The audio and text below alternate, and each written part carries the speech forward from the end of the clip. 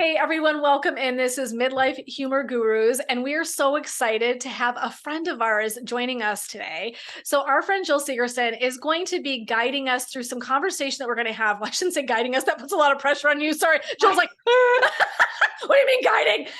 You don't have to guide anything, but she prompted a beautiful conversation about reinventing the holidays for ourselves in midlife. And she made some points in our Facebook community, which is Midlife Repurposed, Femme-Powered Joy and Humor through Femme-Powered Joy and Humor. And I loved what she said. And so I reached out to her and I'm like, would you be willing to join us? Because we just felt like, oh, that was so powerfully said. And so that is how she got to join us today. So we're super excited to have you, Jill. Thank you so much for being here. Thank you for having me. Of course. And so I am Jen, one of the people that guides us through our podcast. And also, of course, with me is my dear friend, Sue. I say Sue. It's a one syllable thing. I have to come up with a better way of introducing myself. Sue. So here we are, the three of us, and here's how we know each other is through high school. So this is really sort of like the circle of life. I was tempted to sing and then I thought I'd spare everyone. So this is really fun to have Jill come back around because this is where we met, was in high school. So it's been like our 30-year like reunion is coming up. I've told you not to talk about that. Oh, I'm sorry. No. I know, because you're eternally 29, Sue. So we're just saying it's been a minute. So anyway, so this is super fun to have the girls back together to be able to have this conversation. So Jill, I would love it if you wouldn't mind. We were talking about the holidays and you had spoken about how you feel like you were able to reinvent that. Would you be willing to share some of your story with us? Because I loved what you had to say. Yeah, absolutely. So being that I have a 30-year school reunion coming up, we know where that puts me in my life and my journey. And through my journey, I did have a couple of children. I still have a couple of children, but I went through a divorce. And as many people know, when you go through that, things change. Yeah. And I really don't have an explanation for how exactly it happened. But my ex-husband and I came to a holiday schedule that started fairly rigid, but has gotten very flexible as we've gone forward. Yeah. We are really at a place where we are able to leave things fluid and just easy. What's best for the kids, all the things that you hope it can be. Absolutely. And I feel like that can be extra challenging during the holidays. Many people have usually at least two sides of a family or more. If you have two people that are together and their parents aren't together, you can have four different families you're trying to work around. Right. And one of the big ones for my family is Christmas. December 25th, it's a date on a calendar. It has a lot of meaning for a lot of people. And through my course of my divorce and my journey and my mothering of my children and what's best for everybody, that has looked different really almost every year. Okay. We celebrate whenever we can, whenever we need to. And one of the things that I mentioned to Jen in our conversation that I think she really took to is that it has been 12 years since my divorce, and I have never had my children on Christmas Eve or overnight or on Christmas Day. Wow. And she was like, how? Why? And what I expressed to her is it's not a day. For me, a holiday is a season. It starts with Halloween. It rolls into Thanksgiving. The minute that turkey is gone, I am in holiday mode. And I stay in it for at least a month. Yeah. And for me, wherever I can celebrate with my family, both my immediate as well as my extended, my siblings, my parents, whenever that happens, it's great. I love that. And we don't get stuck on the date. And my ex-husband and his new wife did have another child. So I love the fact that my boys can go to sleep. They stay at their dad's, even though one of them is grown and out of the house, and they wake up every Christmas morning with their sister. That's important. And while it's not technically my family, they're my family, and that's important. And so we just celebrate whenever. It doesn't matter. It's just a day. It's a season and it's a spirit, and it's a lot of special time that if you can let go of that one day and Right. feel like you need to do everything on 1 or 2 days, it is really freeing. It is. I think that was one of the pieces when you said, and I think you used the word flexibility. And I thought, oh my God, like, because what you said, number one, Jill, which is so many people come with layers of family, and lots of us, I have a blended family.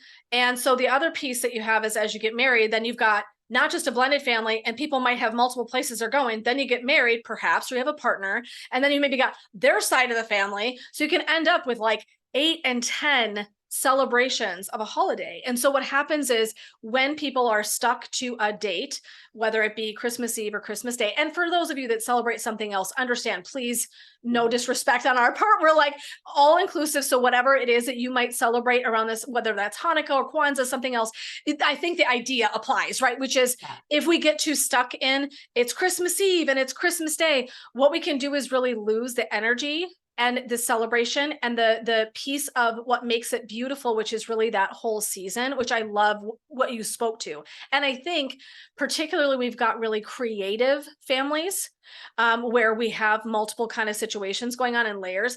I really love that. I had a very blended family.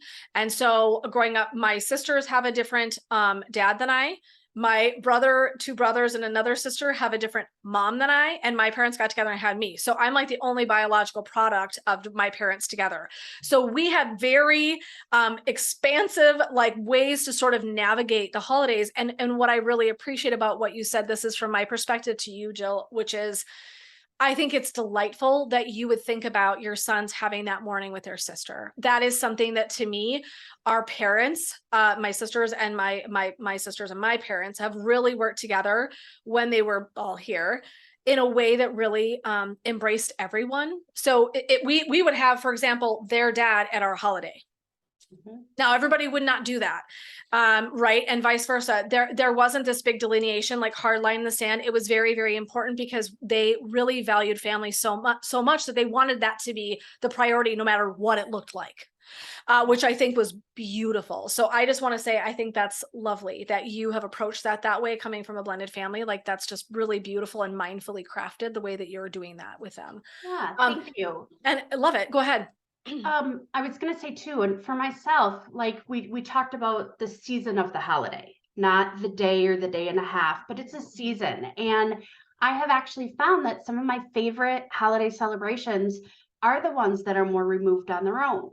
Yeah. Because you aren't feeling that stress, you aren't feeling that pressure. Sure. If I'm having a holiday for the first time, I'm having a holiday the first weekend in December this year. Right. It's just the way that it worked. Never done it before.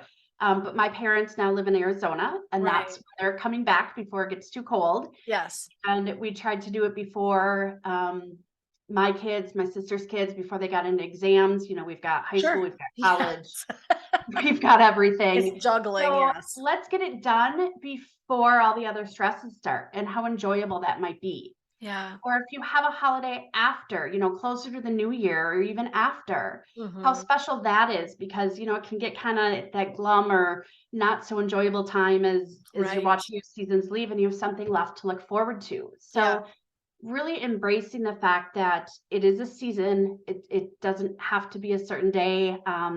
Since I've talked to what my Christmas days do not look like, what my Christmas day now looks like is my boyfriend and I go to a movie and a Chinese buffet on Christmas. I love it. It is one of my favorite days of the year. I love it. And I specifically remember when I was younger and I had my young family thinking, why are movie theaters open? Why are bowling alleys open? Like, what kind of losers go to a movie on Christmas? Right. I love it.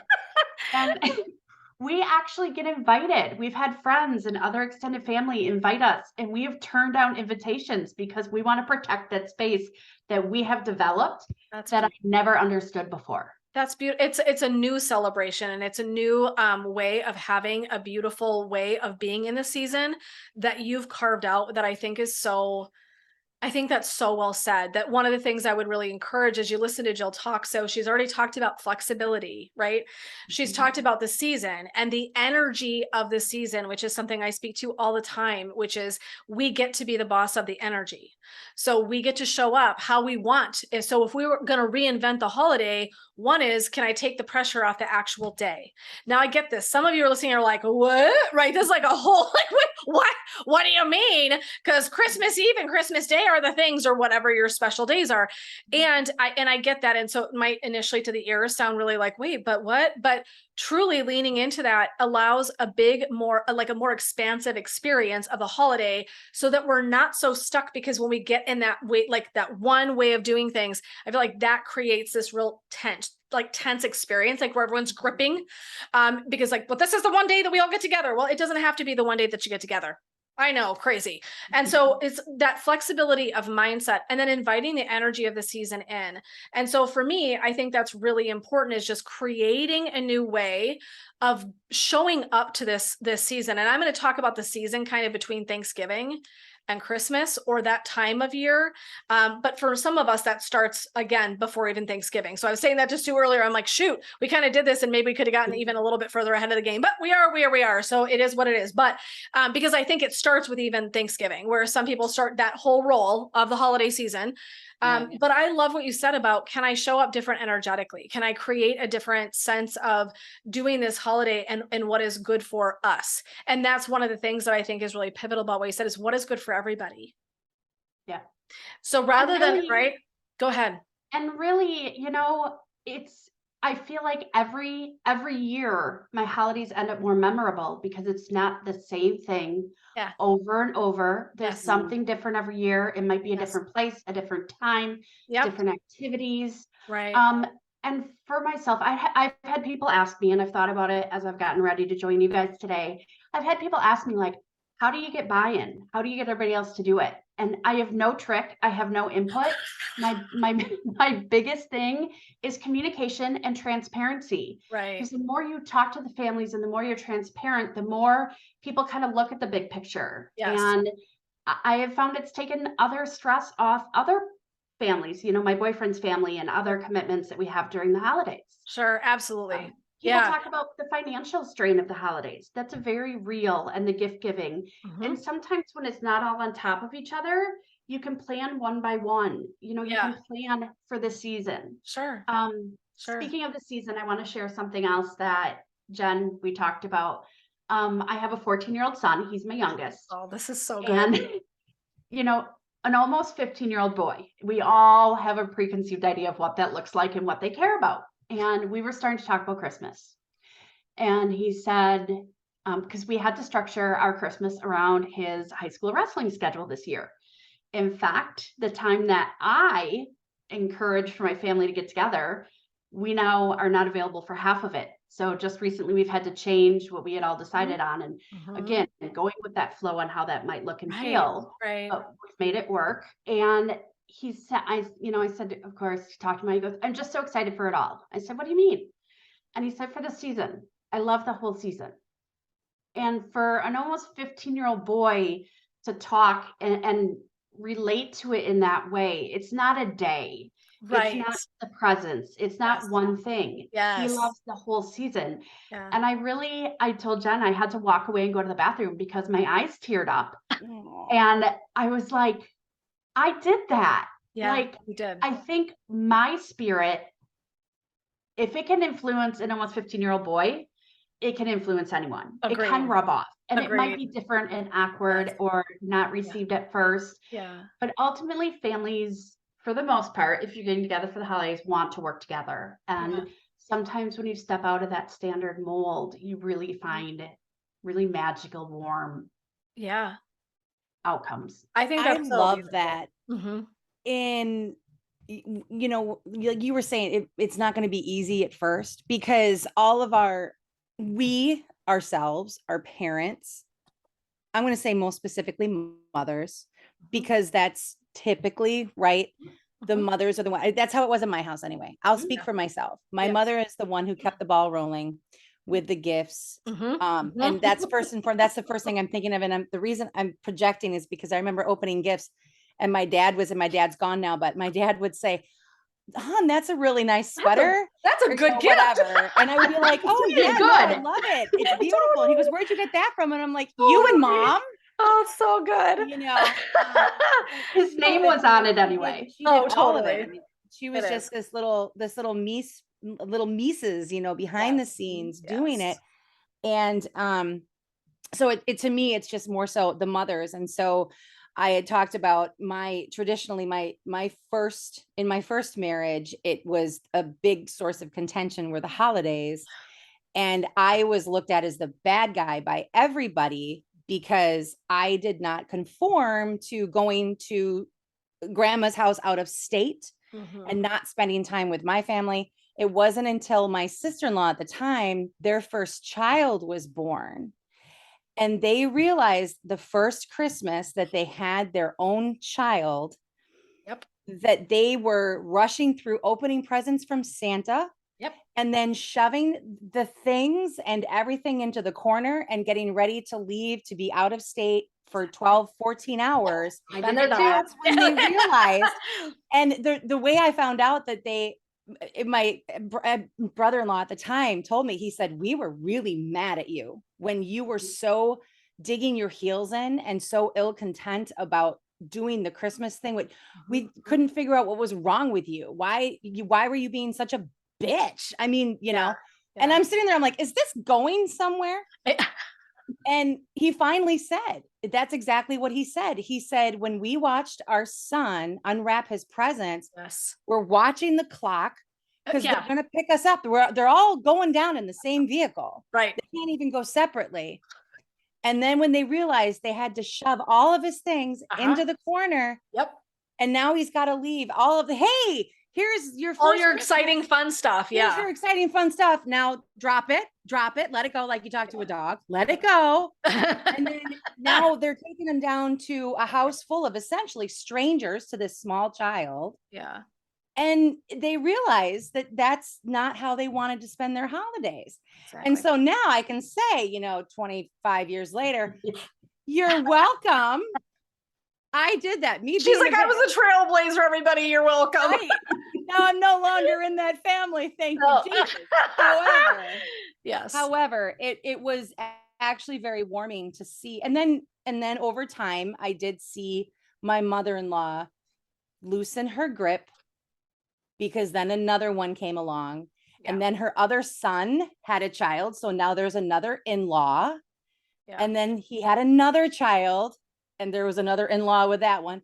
And so she started to just loosen her grip and look at it the same way. Like it is just a season.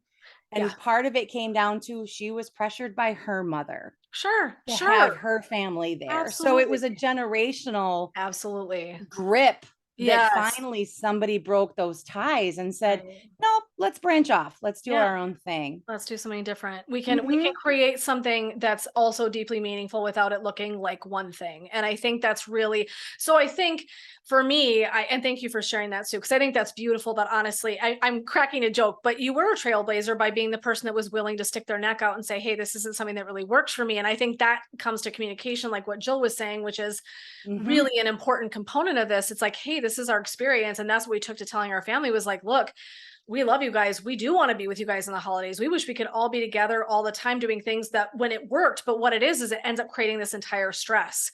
Yeah. So we wanted to wake up and let Chloe open her things and have time and have our breakfast and do all the things that I grew up enjoying with my parents. That quiet, the peace, the special hot cocoa and all that, these were the things. They were like our beautiful memory nuggets that I didn't want to let go of. And so people were really, really flexible. But I think that what you're saying true is one is communication, Jill, which is so important. And like you said, Sue, all of a sudden when people start talking, like, how is this really for all of us? And so I think that's really, an imperative piece. And I think for some of you too, you're going to run into boundary problems. You're going to run into, right? Like, I know this is like Debbie Downer, but like, you're going to run into people who are going to be like, no, we do the 25th. No, we do X, Y, and Z. So what we're going to do is we are going to attend to boundaries in a separate conversation. We'll probably talk more about them today, but I just want to kind of bring that back around because that deserves its whole own convo. And if we do it here, we'll be here I for think 4 it's hours. safe to say that we can just throw this disclaimer out there. We're Yeah. going to be talking about boundaries all the freaking time. All the time. Boundaries are going to be just enmeshed in everything we're talking about, because this is so true. So let me give you one nugget before we ever just switch out of boundaries, because I want to talk about the financial, so you all can help me remember, because this is a great piece as well. Is I really want to say that I feel like what you can do for yourself with family is have conversation, number one. And number two is you can have your own limits, which I know you will piss people off. And I'm going to tell you a rule right now about boundaries after teaching it for 20 years in my office, probably almost in some capacity every single day, which is, okay, we can come on Christmas Day and we will be there from 12 to 2. See ya. And then people are going, what do you, we do all things all day. And you go, yep. And I get it. And that's the time that works for our family. And so we will be able to come from 12 to 2. But we were planning on eating at 2:30. Exactly. Well, then I right? guess we won't be there, and that's okay. And we respect that. And then you do your meal when you need to do it. And, right. So that's one piece, is you can literally say that. Someone goes, oh, but you have to stay in our house because like it's a whole, you can go, actually, we're going to stay in a hotel because that's easier for us. And we'll come from 12 to 2. And then we will go back and you guys can do whatever with the rest of your day. So expect, when you do boundary work, just let me out the gate. You expect that much of the time you're going to get feedback. You're going to get pushback. You're going to have people that are pissed off and hurt. And as you hold them, people will conform. They will back off. They will renegotiate how they work with you. But just know that if you have a very rigid family and they have an idea and they love it and they want that, and that's a memory thing or a habit thing, or this is just how we do it. Like, I understand that you're going to have some kickback, and understand that if you keep to the course, people will eventually loosen their grip. And like, look at Sue. Sue's story is a perfect example of where at first it was like, wait, what do you mean we don't do the thing the way we do it? And all of a sudden it was like, oh, but now we've got children in the mix and grandchildren, and that's very stressful. And all of a sudden it's like, oh, everyone goes, oh, Sue was onto something. Yep. So this is how, because she's so smart. So this is how those boundaries begin to shift and change. And just expect that some of the time you might get pushback, and that's okay. And that's because people like things the way that they are. They're also being really normal because you've just conformed. You've just always done what you've done. So you're really pushing a limit for them, and they love how it is. And so that's okay, right? So it's like making friends. It's like, I get that that's hard for you to hear, and you can have compassion. You don't have to do something you don't want to do. But well, and one thing too that I kind of just thought of now, I feel like I should maybe write my ex-mother-in-law a letter, but maybe she didn't. Maybe she didn't love it. Maybe because it was coming from her mother and her sisters. True story. True story. Maybe she just thought, well, my God, if I have to suffer through this madness, you little brats are coming with me. I don't care if you got married. She's coming too. Right? I mean, and maybe, and that might be where the kickback came from. Absolutely. In that she never thought to say something. Right. Yeah. And so now how dare I put a stop to it, or at least put the brakes on and change the course. Right. How dare I? Well said. And like I said, you know, when you break away from that one day being important, what it's done for my family is it's led to being able to spend a whole weekend together. I love that. I love 2.5 to 3 day Christmas. We've gone to Dell's. We've gone to my sister's lake house. We've done different things. And like I said, this year, I'm the one that worked with mom and dad and spoke to the first weekend of December. So they're not coming back because they're already cold. Right. And I pushed for the first weekend before we got into exams and before I got busy for the holidays. And then last week I went to my son's wrestling meeting. And guess what? That Saturday is his big home wrestling tournament. And when I called my parents and I called my sister, I said to both of them, I'm not going to ask Bryce to miss that. Right. Like, yes, he could miss it. Right. I'm not going to ask my child to miss something that's very important to him and he's very excited about. Right. And everybody right away was like, okay, well, we'll do something else that day, and Saturday night and Sunday we'll do what we're going to do. And instead of going to my sister's lake house, we're going to stay in town. You know, we're in a town right next to my sister's, and we make it work. And nobody batted an eye because we've gotten so comfortable Yes. doing this and being okay Maneuvering. with whatever it looks like. So beautiful. It really is. I It is. just, like I said, when I read what you had to say about it, there's blended family components in it. It is so complex if we allow it. Right. I think this is right. So we can look at all the layers that are going on in our lives and go, there's so much shit going on. There's like too many people and too many parts, but like, look at how it came together. And so to me, when I heard someone say, actually, I don't have a lot of holiday stress, I was like, oh, I know. tell us what y'all doing, because we want to bottle that shit and sell it for $1 gazillion, because everyone is going to like want to know the magic of how you're doing this. And it really touched me to hear you tell some of these stories. And then when you and I touched base before we got to do our actual visit today, it was so neat to hear you plug in some of the parts of the story that were so rich, like your son who is 14 and able to say to you, I love the all of it. I love the all of it. That is brilliant parenting. That is brilliant co-parenting. It's brilliant. And how would we want our kids to feel about the holidays? And Sue and I were talking initially in our first podcast about how we had a foundation of Christmas, what our experiences were like growing up. And I think that's just like a really incredible way to start building a different sense of what the holidays mean for our kids by how we show up. We're modeling for our children, right? How to do that. And, the other piece to that is I love the fact that as my boyfriend became an important part of my life, as did his family, when they talk about holidays, I'm able to honestly say, whatever, let us know. That's we'll make so it work. nice. It's so easy. And it's a gift. I mean, It it's is a a gift I've gift. given to my boys as they might have Absolutely. families and Yes. things. Yes. For them to be able to tell their significant others, oh, my mom will do Christmas whenever. We'll figure it out. I don't feel like that is that special until you really stop and think about it. Oh, it is. It's And spectacular. it is. It is. When I read it, I was like, "Ooh." When you hear the stories from other people, and it's just become so normal to be stressed out over the holidays because of that. And it shouldn't be. It shouldn't. It doesn't. No, it ruins the intention of the holiday. It does. So a piece I want to circle back to, and we're going to do that, and then we're gonna move on, because we could talk about this forever, because it's a good conversation. I think that the other piece that I want to tap into, and maybe only briefly, is the financial piece, because that was another one that came through for a lot of people when I asked, was like, oh, the finances. And one of my dear friends was like, look, like, we're getting close to retirement. This is a thing that shows up for us. And someone else had recently just said the same thing. Like, this is just circles around us during the holidays. And I'm like, oh, so, one of the things that our family has taken to doing, we have a huge family.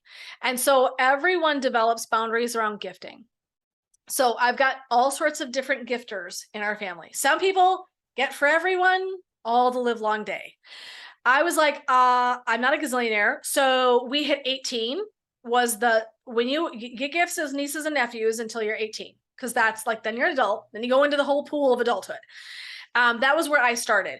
Does everyone comply with that? Not at all. I'm going to have to create a thing, because otherwise I will be broke at the end of the holiday. We have too many people, which is great, but it was becoming a burden. And so I was like, okay, I'm not going to do that. So that was number one. Then now we're sort of in a new space where we go, okay, tell you what, all the adults who are interested, you are not required. We are going to put everybody in. We go to Elfster and we do this whole magical exchange. You get a Secret Santa, and that person, you can spend $50. That's kind of so then even when we can't all be together in the same space, we get on a Zoom, everyone's together, they've got their gifts, they unwrap, we take turns. Whoever then, I open the gift, and that was from, say, Kylie. And then I go, okay, Kylie, now Kylie's going to open hers. Thanks, Kylie. Kylie goes in. So it's this we've just kind of, not watered it down, but watered it down to be more feasible for everyone. Why are we breaking the bank? And here's the truth of it. And we're really lucky. I know not all families have what they need. We all are pretty much in a situation where everybody's pretty much got what they need and most of what they want. So to me, I'm like, I would rather go invent some memory and experience for all of us than I would even a thing. But I get the idea of it. So I'm grateful that we've sort of reinvented gift giving. That is so much simpler.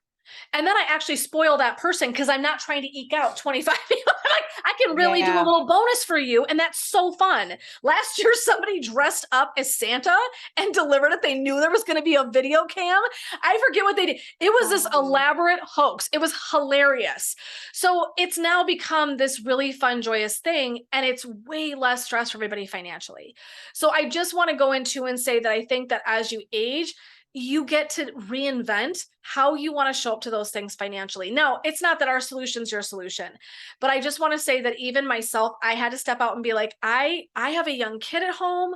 I'm raising, that's my priority at the holiday. I can't give all the grown ass people and all of their children. I would literally buy 50 gifts. I mean, no joke. I can't do that and preserve our income. And I'm not going to do that and then be strung out. I've done that. I've had Christmases where I was like, holy shit, where are we going to get the money to cover all of this? So-and-so's giving gifts and I feel responsible to give a gift because they're doing this. And it was this whole thing. And I was like, what are we doing? What the F are, again, this is not in the spirit of the season at all. And so just want to throw it out there too, that I know that many people that are listening are like, this financial piece is a really big deal. Again, that's going to circle back to boundaries and communication, right? And flexibility.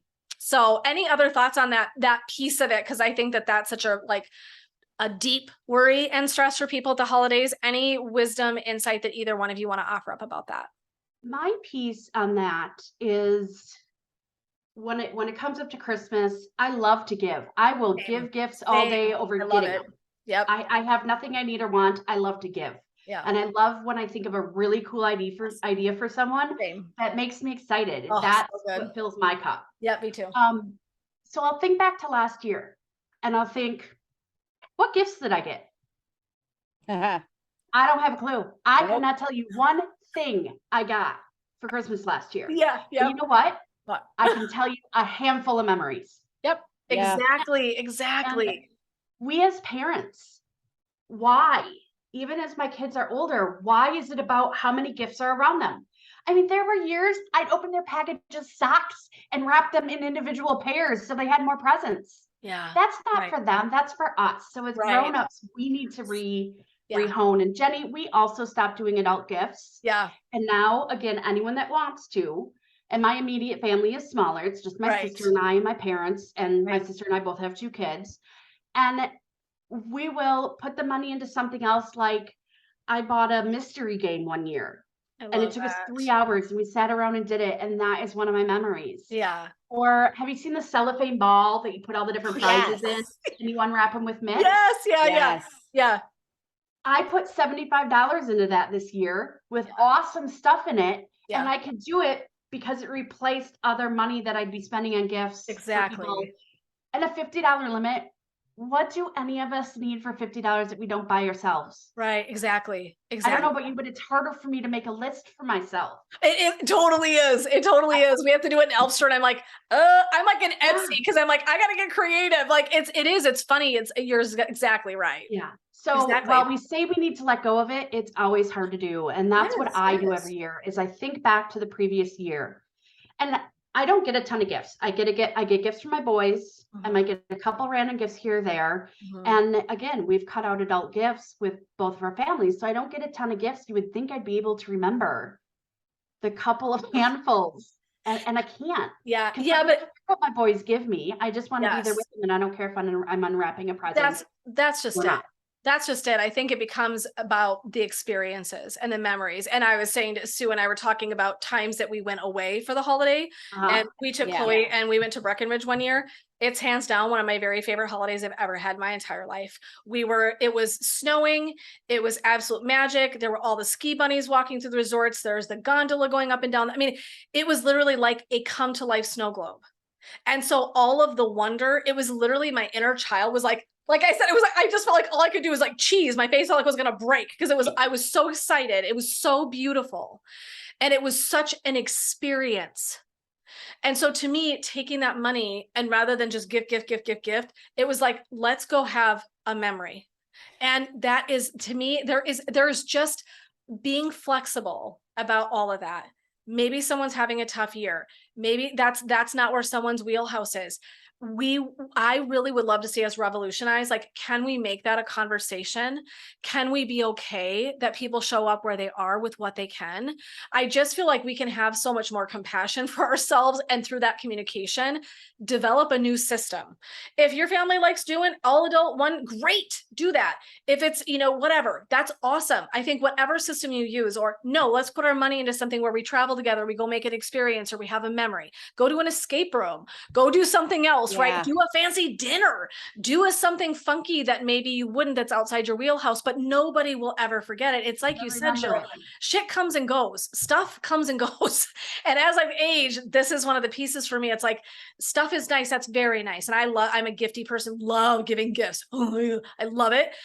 So I love to dole that out, but also it's so much bigger than that. And I think if we make space for something to show up in a different way, we're literally making such an expansive experience. And again, then we're opening that up.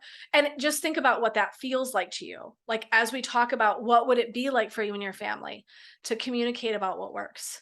Do you feel like, literally, and I'm not kidding for anybody listening, because I know some of you can see us if you're watching on YouTube, but I want you to really think about, what does it feel like in your body to think about, I don't have to overspend in a holiday. I don't have to attend 20 events within the span of 2 days. What's happening in your body right now? Because I'm willing to bet you just went, oh, and all of a sudden there was more space for the breath, and that your belly that was maybe kind of gripping and holding just released. That's how we pay attention, because our bodies are such astute, like, memoirs of our journey, and they tell us so much. And so when we think about flexibility, even that word is so beautiful, there's a release. When we think about, I can set limits for myself and my sanity, there's a release. When I think I can tell people, gosh, you know what, you guys, this year, I know we're such fans of gift giving and that's the way we've always done it, but maybe we need to do something different. What if we all agreed upon a weekend somewhere, and that's where we put our money, we don't buy gifts, and we just go and create memories? What would that be like for everybody? That's a different experience of the holiday. And it's harnessing the energy of the season, which is so much bigger. It doesn't have to just be 1 or 2 days. I just feel like there's a really beautiful approach to take that is so much easier and compassionate and kind and loving than the one that many of us have grown up in, right? And so we don't have to do what we've always done. I'm a big fan, right? So I just want to throw that out there to you, that as you're even listening, are you paying attention to your body? Are you paying attention? Are you leaning in? You're like, oh my God, that would be amazing. That's your signal that it might be time to reinvent some pieces of your holiday so that you can protect. Listen to that word, you can protect and give yourself permission to show up in the way that you need and want. And right, because pleasing everybody never works. No. We actually don't please anybody. That's the irony, is trying to please everybody actually pleases no one. Especially ourselves. Exactly. So at the end of the day, if the solution is, I can't please y'all, I'm going to please me. Praise Jesus. That's midlife talking. I'm going to please me. Well, and Right? it's amazing. People, if you express it, again, that communication, Yes. if you put it out there, Yes. like I said to my parents and my sister, I will not ask Bryce to miss this. I love that. You You're can't like, that's a argue hard with it. line. Yep. If you Yes. think my kid's not going to come first, and I know my family well enough to know that it wasn't going to be a problem. It was my guilt. Yeah. Again, because It was I hold that guilt, right. and I get I it. put the pressure on myself. I get it.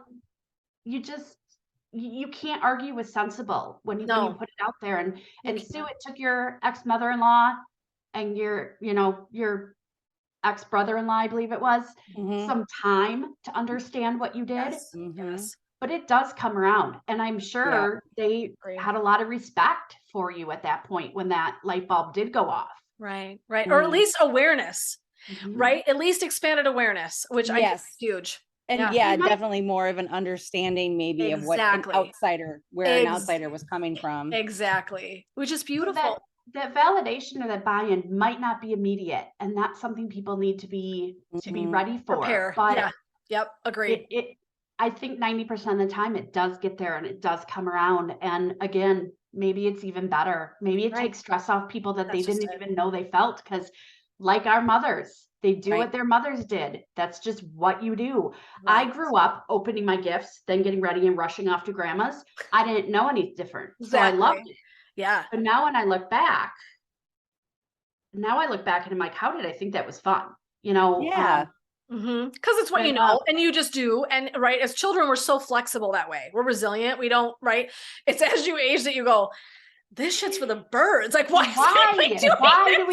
Why am I doing this? Right. That's different. And that's wisdom talking and it's experience. And then I think it's so beautiful to, again, to give yourself permission to reinvent, rejuvenate, renegotiate. I think there is this piece of midlife that you can repurpose what you once did and understand that there might be reasons to change and shift that are really powerful, that are creating a much deeper meaning, a much deeper experience. It's so much more compassionate. And to me, it's like if we can move into that space, it just is, it's a more brilliant way to harness an entire season and holiday than all of the stress that we can get lobbed into. And all of us have been there. In one, I don't care who you are, kids or no, right? If you don't even have kids, you still got potentially in-laws or partners, or, it's all of us deal with some capacity of this. And so to me, it's like, it just giving yourself permission to like, I don't have to do what I always did because that's what we did.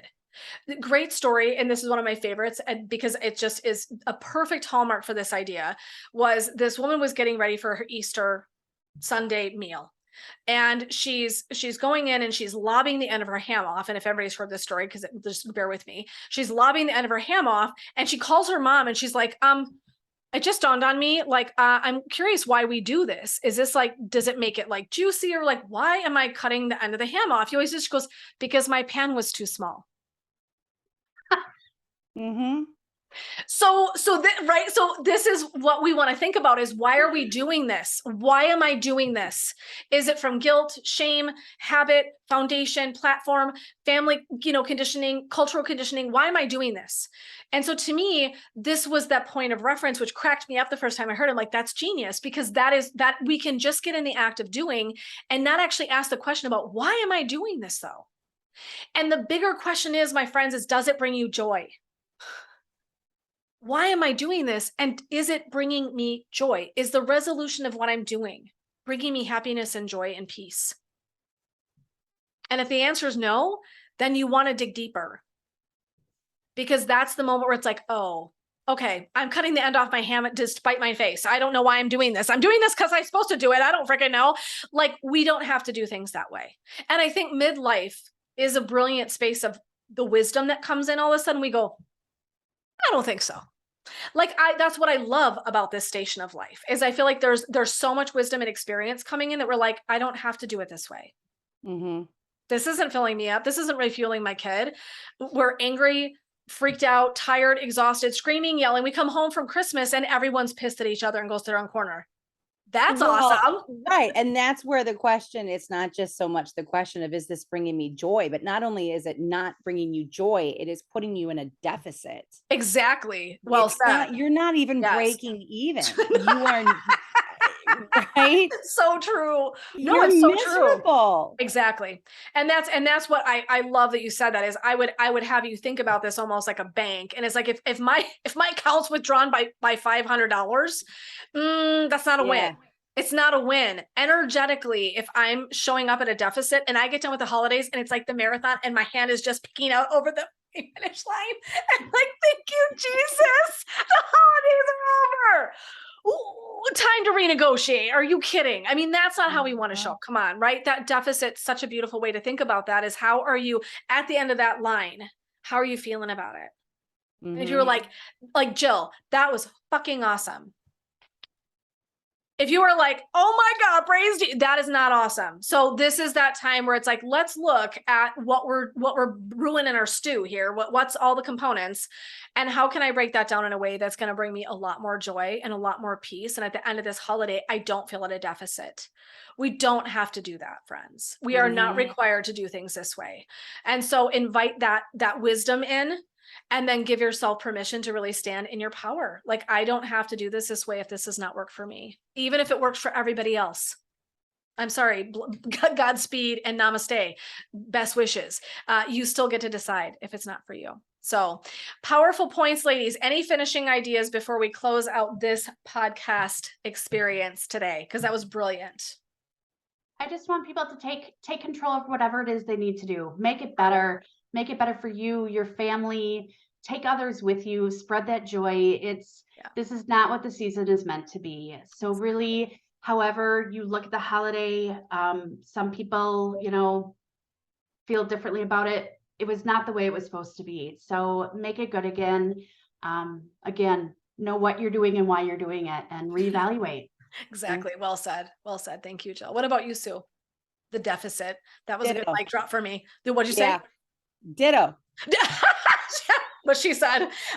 So I want to say, so Jill spoke about flexibility, communication, boundaries. So I want to just highlight, right? The day doesn't have to be just the day. We can have a whole freaking season. And I added in, we get to decide how we want to be the boss of that energy. It's a great thing to reflect on the season, make sure that it is actually in alignment with what feels good for you. How are we all feeling at the end of the season?